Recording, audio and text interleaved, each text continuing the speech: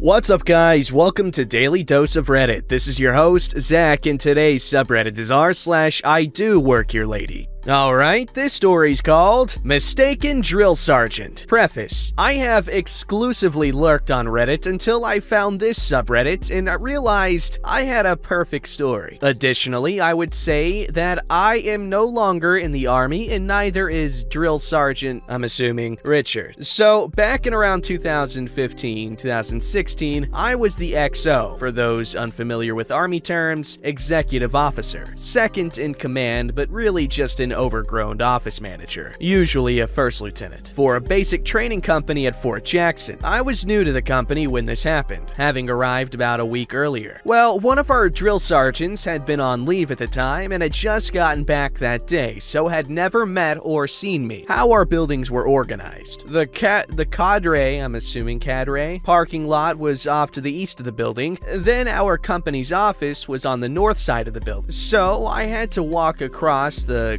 company-covered training area to get to it. I come back from lunch one day and I'm walking to the office. The trainees are in their platoon areas cleaning their weapons with a drill sergeant or two watching over them. So I'm not really paying it much mind when I hear a drill sergeant behind me yell, "Hey, trainee! Where the hell is your battle buddy?" In the Army, all trainees in basic training are required to travel with another trainee of the same gender known as your battle buddy. Basically, you are not allowed to go more than an arm's reach away from someone else, except like on details or using the bathroom. Like I said, I wasn't paying much attention because I didn't think he was talking to me. Next thing I know, I hear it behind me closer as he goes, "Hey, guy, I'm talking to you. Where the hell are you going? Start freaking pushing." I then realize that he is actually talking to me. See, I was pretty young at the time, like 23, 24, and barely 5'7", still am. As an officer and not a drill sergeant, I also didn't wear the distinctive campaign hat or the badge that drill sergeants wear, so it's pretty easy to confuse it from behind. What I did wear, however, was the black bar on my chest that shows my rank as a first lieutenant. So when I turned, he saw it and I immediately could see him deflate. For those unaware, even though NCOs are the ones who really run the army, officers are still higher ranked. As he knew he was an E5 at the time too, it was by quite a bit. I just say, "Oh, hey Drill Sergeant Richard, glad to meet you. I'm First Lieutenant OP." He just kinda went, "Yes, sir, nice to meet you. Sorry about that." I smiled as it was just an honest mistake and was honestly pretty funny. I did also notice that the trainees, most of whom did know me, were looking, and some were even smiling at the situation now. So to defuse the awkward situation and cover the drill sergeant a bit, I say, "However, Drill Sergeant, I did notice that I walked onto the CTA and none of your trainees called attention. Might want to fix that." He kinda smiled back and turned around to start smoking the dog crap out of him. We would go on to laugh about it with the other drill sergeants and the first sergeant later that day, and it became a running joke to call me Lieutenant Trainee. If Drill Sergeant Richard is on Reddit and sees this, I want you to know that I still think about it and laugh today, and you should shoot me a message. That was pretty cool. I enjoyed,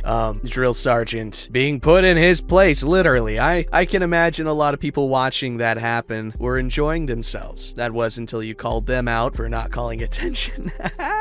Funny stuff. Alright, this story's called "I'm Just Delivering Your Christmas Tree." Okay, with Christmas coming, I thought I would share a story about my dad's adventure at a house of female entertainment.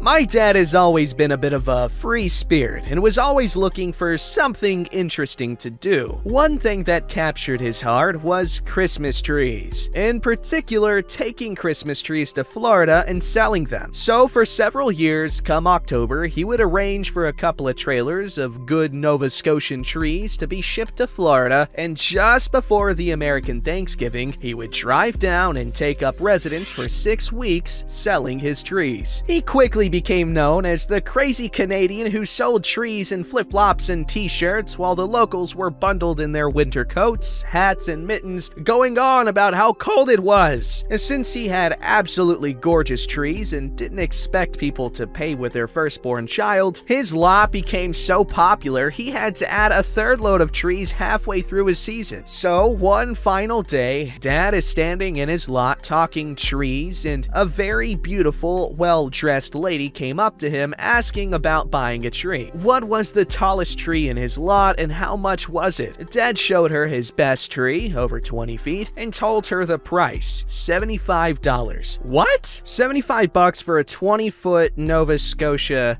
fir, I'm assuming. That's a really good price, because I looked it up and it's like freaking $400, $300 for a 7-foot tree. That's crazy. The lady smiled and asked him if she paid an extra $100, would he please bring it to her address that afternoon and set it up for her. No problem. Later that afternoon, Dad left his helper in charge of the lot and drove the tree over to a very genteel neighborhood. Dad pulled up in his pickup, knocked on the door, and was invited in by a very pretty girl who left to get the lady. Lady came, showed Dad where the tree was supposed to go, and left him to his devices. So keep in mind, Dad is a small town guy, a country boy. Houses of entertainment just weren't in his lexicon. He brought the tree in and went about setting it up, and a pretty girl walked by and smiled at him. Dad smiled back, went out to get something from his truck, came back. Another girl walked by and smiled at him. After the 5th or 6th girl, Dad started noticing that their clothing was very minimal. Very minimal. Dad started to blush, but kept his eyes firmly on the tree. Sure he did. Eventually, he got it set up nice and straight, as they'd like.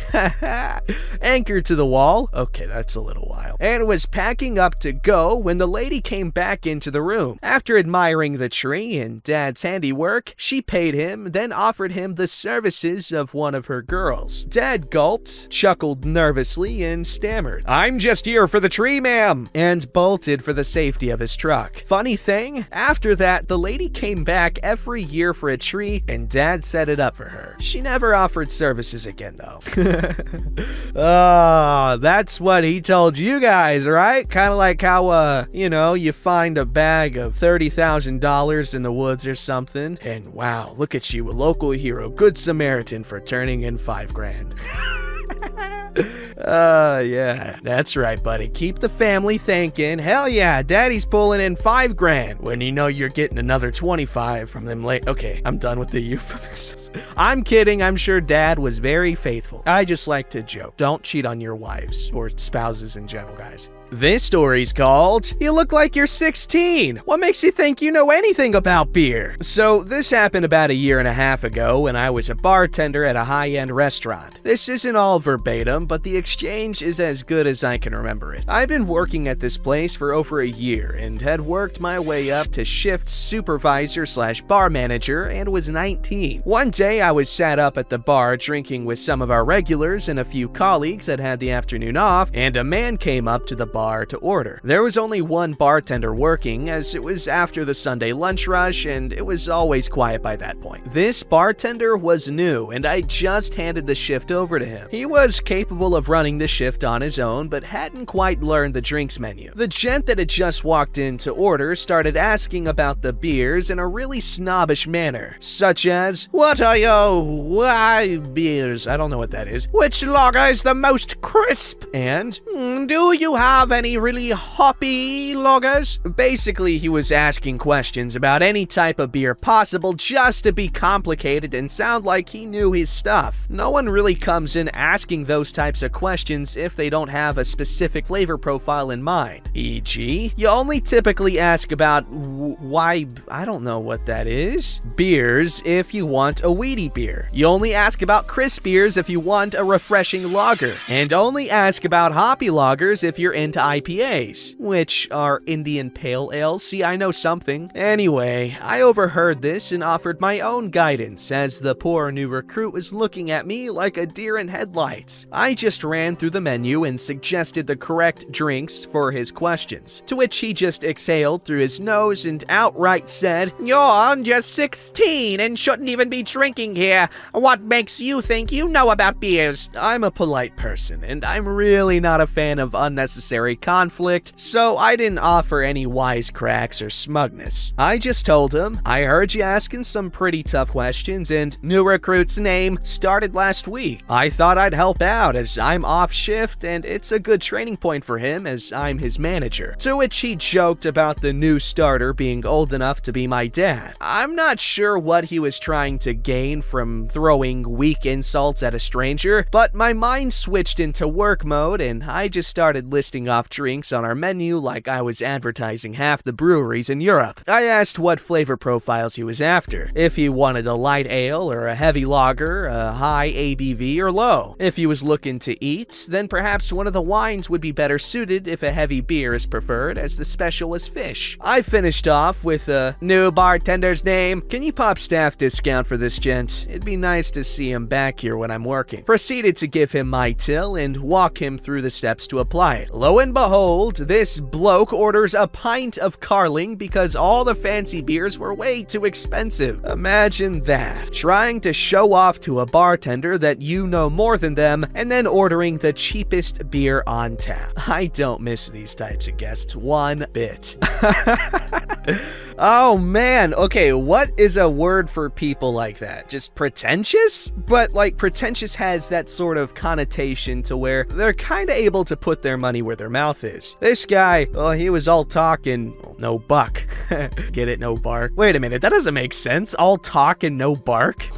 It's all bark and no bite, you dummy. And you're not the dummy, I'm the dummy. And also you if you didn't call it out. So haha, suckers, I'm taking you down with me. Down this cliff of rapidly descending IQ numbers, cause we are dropping. This story's called, "I Called the Mayor Useless in Front of His Daughter." I don't know if this story quite fits in this sub, but so in my country, there are some upcoming parliament elections, and one man who owns a big printing and marketing company, whom I've known for a long time, calls me and says he wants me to start working on video editing, and my first job in there would be to help on the campaign for a certain candidate. To be clear, I hate politics, and I have some big personal issues with that political party, which single-handedly destroyed the whole country. But I'm a bimbo and needed that work and that money, so I accepted. You sold your soul! I'm kidding. Get that back, boo. I started working there. The work was good. I've been giving my best. I've met the candidate, a young lady, also an 18-year-old who is her personal photographer. I'm confused as to what that sentence is saying. You met the candidate, who is a young lady who is also her 18-year-old photographer? I'm confused. One day after 1.5 weeks of working there, me, my boss's wife, and the young photographer were in the office. We were watching at some material to start making a video with it. Suddenly, they start complaining about some few people close to the mayor of the city for being useless. And I say,